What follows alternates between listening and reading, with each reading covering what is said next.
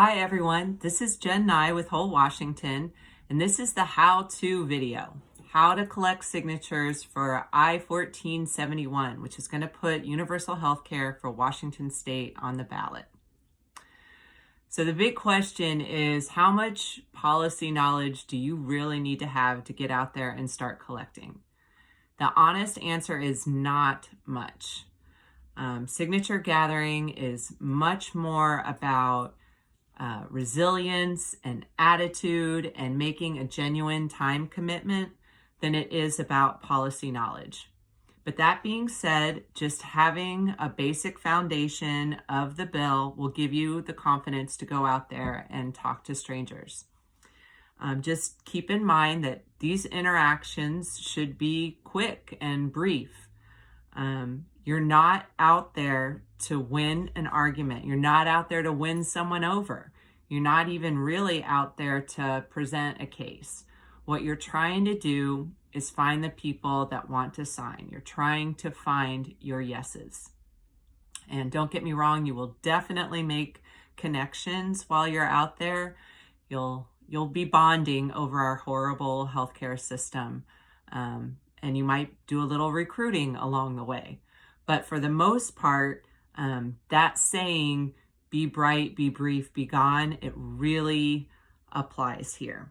So you're going to want to get some phrases in your pocket that you feel comfortable saying and that just come out naturally. And don't worry about trying to change it up for different people. Just stick with what works and keep it really simple. So in order to get your yeses, you're going to need to understand and explain what it is. So when someone asks me, what's this all about? Or what's your elevator pitch? What I just say is this would establish the first nonprofit, publicly funded, privately delivered healthcare system in the country. If someone says, what's it modeled after? I would say something like it's probably closest to Medicare for all, but at a state level. But in a nutshell, it just means that we'd all have health care and it wouldn't be attached to a job anymore. And that's usually sufficient to get that signature. Inevitably, though, you will get the question, how is this paid for? Who's going to pay for this? And the way I answer that is, I say the predominant source of funding is still employers. It's just that instead of buying individual plans for their employees, they would be paying a payroll tax that goes into a trust and pays for our healthcare expenses. Usually, again, that's plenty enough. If not, I always try to say what that means for us is that we're not going to be subjected to those insurance company costs anymore. We won't have to deal with premiums or deductibles or co-pays. Sometimes I will also say, if we're actually getting into numbers, and I try to avoid that, but I can say if you have a job, the most you would be paying would be a 2% payroll deduction. So it would be coming out of your paycheck. It would be nothing that's out of pocket. Your employer would take care of it all. And in fact, in order to retain employees, they might very well just pay for it themselves, and you wouldn't pay any part of it. I try also very hard to just not bring up the capital gains piece. It's just too complicated. But what I do say when asked, I say, yes, there is a new capital gains tax in the legislation. It's 8.5%. I say that it is constitutional because it is uniform. It's 8.5% for everybody. We take the largest exemption that we possibly can, which is $15,000. But other than that, it's just a straight 8.5%. However, it does not apply to home sales. It doesn't apply to farm accounts. It doesn't apply to retirement. It really is just going after those profits from investment. So beyond those two biggies, you'll get those randoms. Well, what about Medicare? Or what about when I go out of state? You know, those types of questions, those are genuine, good faith questions, but you don't need to know the answers to all of them, especially not to get started. You can always rely on the website. There is a robust FAQ section on there, and just get used to promoting that. It's a way that you don't need to memorize anything. The questions are really comprehensive, and they're broken out by topic. So they're really easy to read. One thing you'll kind of get used to is telling the difference between a good faith question and a bad faith question. There are people that are just looking to pounce on the possibility that this might be socialism and to, diminish it or degrade it or whatever. I personally take every opportunity to embrace the word socialism. I cheer it on. Depending on where you live, you may not want to go that route. So some tips. Let's just talk about some tips about being out there and the actual interactions that you'll have. One thing you'll want to do is kind of adjust your approach according to the pace of the crowd. So let's say it's really crowded and it's a pretty favorable crowd. What you might want to do, and I've just made these myself using some stuff that's on the website, is printing these at home and laminating them. So I just kind of stand up in a crowd and I just kind of hold this, and people come to me. I mean, it really does depend on the crowd, but boy, it's really easy. They just come right over and they do this motion. It's the cutest motion ever. And I'm like, yes. If it's not that crowded and you're gonna have interactions with people, the best advice I can give is to have a human interaction first. If there is any time at all to say hi and have them hi back, do that. Make eye contact. Ask how they are. And if there's any way that you can possibly get in 2 sentences over 1 sentence, you'll have a little bit more luck because their brain is trying to process what you're saying. And if you're just constantly saying universal health care for Washington State and they're not getting what is being asked of them, they might just walk right past you. So if you can slow it down a little and just say, hi, my organization is collecting signatures to get universal health care on the ballot. Would you be willing to sign this petition? Just really slow it down and let them hear what you're saying.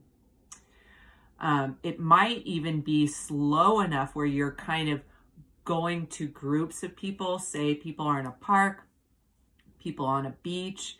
They're already congregating with each other. This can be a little bit touchy because you're intruding on their space. So I always apologize. I always say, hi, everybody. I am really sorry to interrupt your blanket time, your beach time, your friend time. And then I sometimes use my name and I say, my name's Jen. If you can ever throw out the word volunteer, that always helps also. I think there's a general kind of a no reaction to people that are paid for signatures. So knowing that you care about this issue enough to volunteer is also an in. Another tip that I have is to kind of get used to having your board out and ready and kind of almost getting them to take it.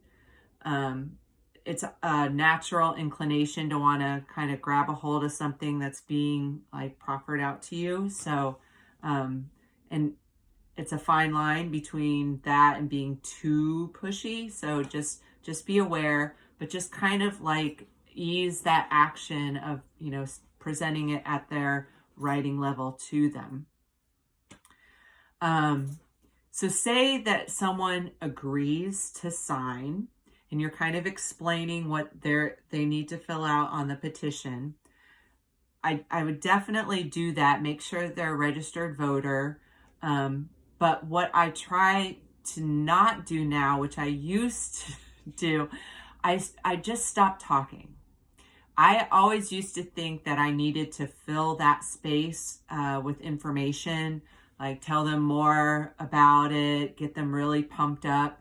But if they're already silent, what is much better for your energy levels and for their writing abilities is just to shut up, just let them write, and then thank them after.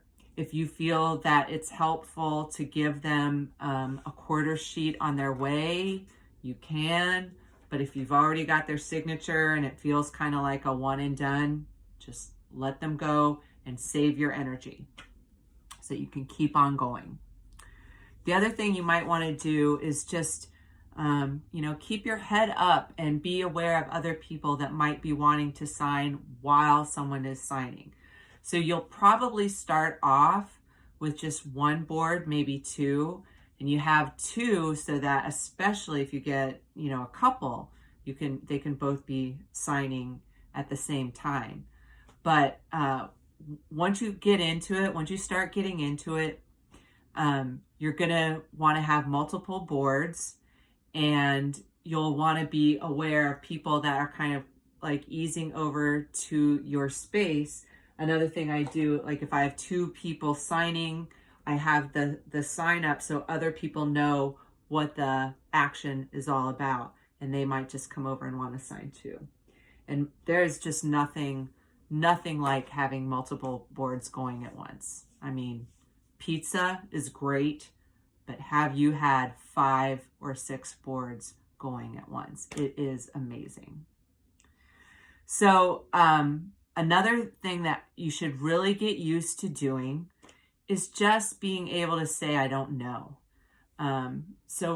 Practice it a couple times. Just say, I'm not sure and I don't want to give you bad information, but what I can do is give you this quarter sheet, and it has a QR code. It goes right to the website, or show the quarter sheet on your petition board.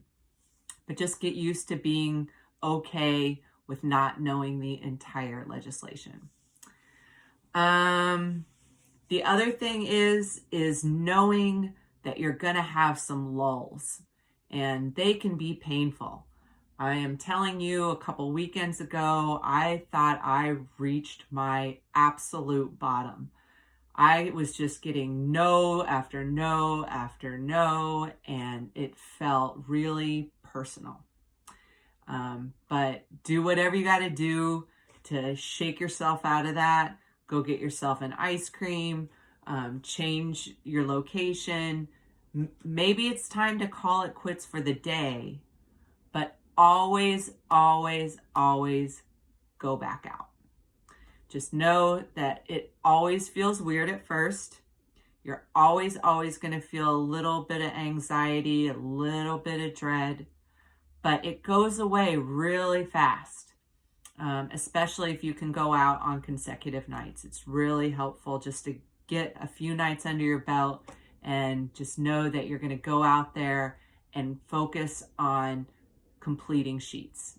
It's a really fun thing to know that you are doing important, vital work, but that it's so tangible. It's so tangible that you can try for specific numbers or completing sheets. It's really great that way.